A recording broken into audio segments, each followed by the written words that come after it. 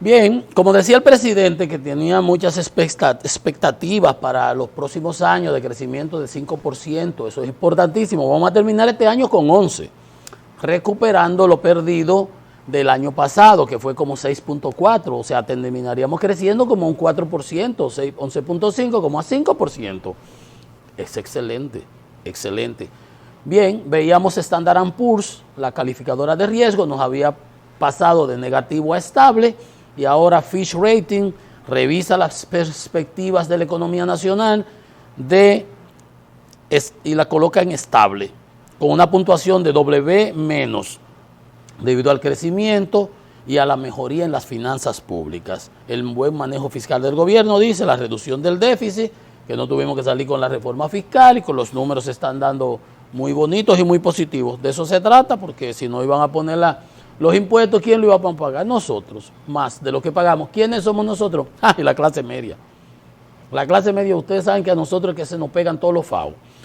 Pues dice Fitch que espera el repunte económico del 11% del producto, que eso impulse la inversión y que la economía crezca por encima de su potencial, y de 5,7 en el 22 y de 5,3 en el 23, que es lo que dice el presidente en el discurso en la Cámara AmCham, la Cámara Americana de Comercio, en el día de ayer. Yo eso lo veo bien.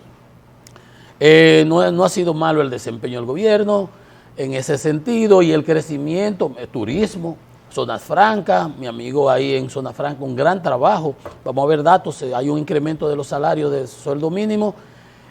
Vamos bien en ese sentido. Donde hay que prestar atención es al costo, a la inflación, y más a la inflación alimentaria, que es la que afecta a los de menores ingresos.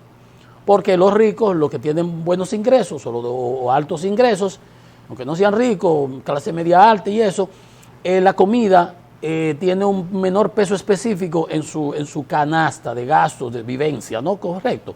Entonces, ¿cuál es la información? Que el costo de la canasta básica aumentó más de 8% en lo que va de esto, de diciembre a diciembre, vamos a decir en el año.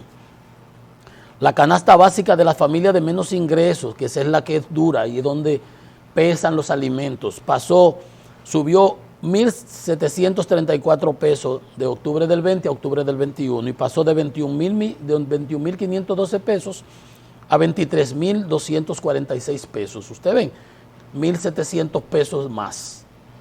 Eso es un 8.6%. Mientras que el salario mínimo es de 21.000 pesos para las grandes empresas. Entonces usted se da cuenta, mírenlo ahí, cómo sobrevivir en una situación con eso. Y las micro de 11.900 pesos y la canasta básica de los pobres es de 21.000. Entonces se dan cuenta cuál es el problema. Entonces, cuando los precios suben, o sea, obviamente tú dejas de comer carne para comer espagueti. Dejas de comer carne para comer tallota, berenjena, porque uno no se va a dejar morir. Y una vez había un anuncio, cuando yo llegaba a estudiar, y mami hacía mucha albóndiga de berenjena, y que eso era carne. Nos allantaba todito ahí, pero sabían buenas y saben buenas. Bueno, en los restaurantes vegetarianos se comen. Pues sí. Y dice que los más ricos han tenido que disponer de 4.000 pesos más en octubre del 21, porque la canasta de ellos pasó de 60.700 y tantos a 64.000, casi 65.000 pesos. Lo que pasa es que los más ricos tienen de dónde sacar, tienen grasa como los osos, tienen tejido adiposo, tienen colesterol, tienen triglicéridos.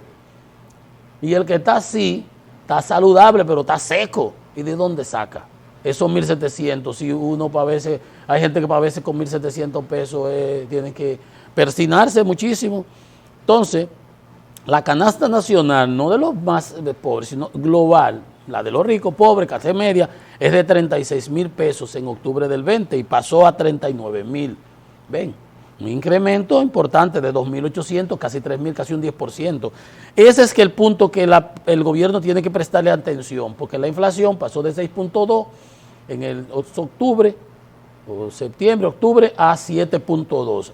La inflación en Estados Unidos, donde quiera hay inflación, hay unos problemas estructurales, pero hay unos problemas de fuera, exógenos, pero hay unas cosas que se pueden atacar de adentro. Y ahí el presidente tiene que prestarle atención a eso. No puede permitir que se le descontrole esa situación. Pues bien, los empleos en Zona Franca, decía el gran trabajo que se está haciendo ahí, alcanzaron los 180.000 252 puestos para un crecimiento de 8.4, el mayor en los últimos 17 años. Lo habíamos comentado, pero señalarle a ustedes que este detalle, 38,000 se van en manufactura, confecciones textiles. Antes el 100% era ese segmento. Eso es lo que le quiero recalcar. Ya no. 38,000 empleos en manufactura, en ropa y eso, ¿verdad?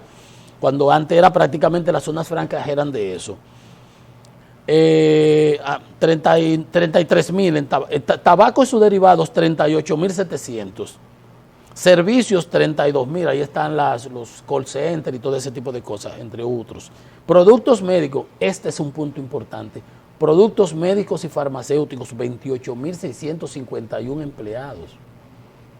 Es la especialización que tienen esas personas que trabajan ahí, desde el que empaca, desde el que está en manufactura, del que está en producción, del que está en mercadeo, el que lleva los productos, el trato, o sea, ahí hay una buena... Y los salarios también son atractivos.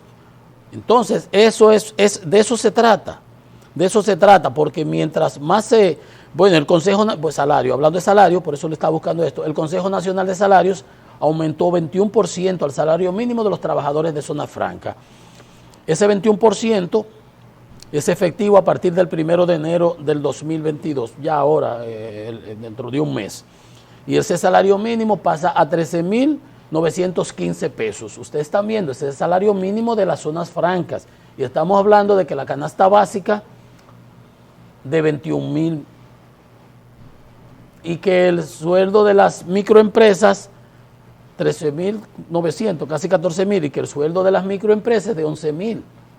Entonces, por eso es que no se puede el presidente dar el lujo de permitir que la inflación erosione, porque las familias de menos ingresos, esa canasta básica, lo que come el pobre, para poder comer una familia típica, ¿no verdad?, de 4 personas, por ejemplo, es de 21,500. Y fíjense ustedes, le acaban de aumentar un 21% al salario en zona franca y lo suben a 13,900, casi 14,000 pesos. ¿Se dan ustedes cuenta?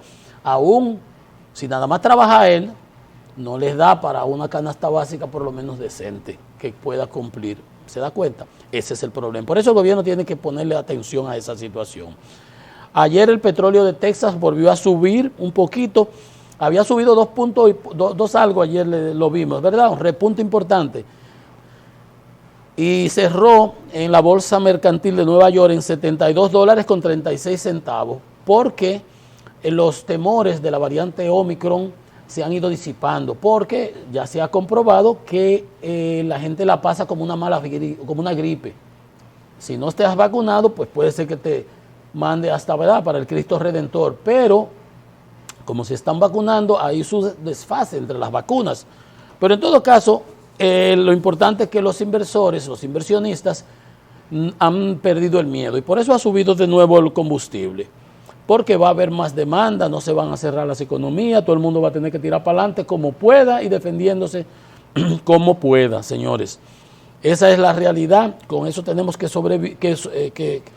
vivir, porque no tenemos de otra. No tenemos de otra. Y por ahí está la presión que se le presenta al gobierno para los gastos, para los subsidios. Si sube el petróleo, tiene que incrementar aún más los subsidios que da al sector eléctrico y a los combustibles para que no se transfieran a la ciudadanía. Vamos a hacer una pausa para venir en breve con más detalles. Esto es Economía y Mercado.